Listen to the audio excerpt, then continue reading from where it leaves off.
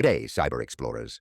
Mick's not secure here, your digital dingo wrangler, back to wrap up our thrilling trilogy on the dark web. You might remember me from such ear-tickling podcasts as Phishing Follies, Don't Get Hooked by Dodgy Emails, and Ransomware Ruckus, when your files get held hostage. If you remember, it's the internet's shadowy back alley we've been exploring.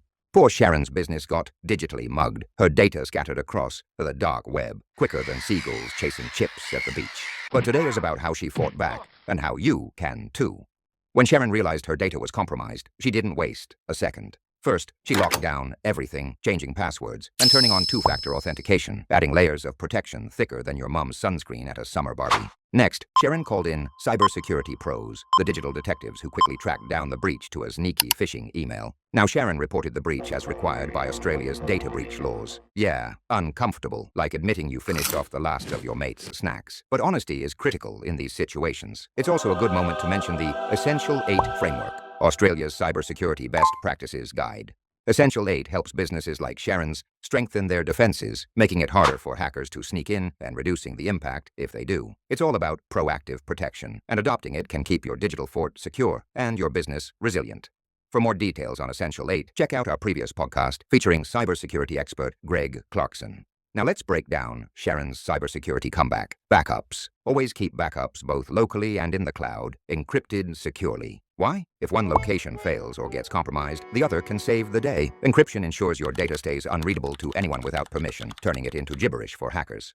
Password Manager. It's much safer than making your own passwords because it generates complex, unique passwords that are nearly impossible to crack, storing them securely. So you only need to remember one master password.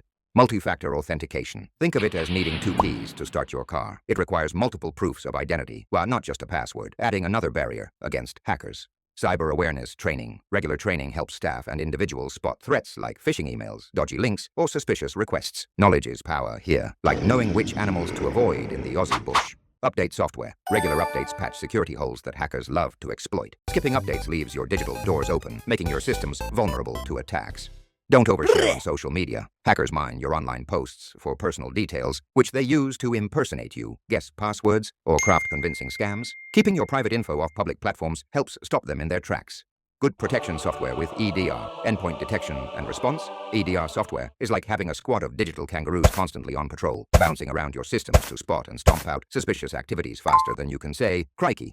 Have a good IT person or managed service provider, MSP, is your tech lifesaver, keeping everything running smoother than your favorite pair of budgie smugglers. They'll manage your digital dramas, freeing you up to focus on your actual business rather than wrestling with unruly tech. Understand your IT systems. Even with great IT support, it's essential you keep your finger on the digital pulse. After all, it's your business, your data, and your reputation. Stay informed and avoid being blindsided by unexpected tech curveballs. So remember, folks, the dark web's a dangerous place. Keep your digital valuables locked up tight, and if they do get pinched, act fast. Like, subscribe, and share this podcast with your mates. And remember, spread the word, not the viruses.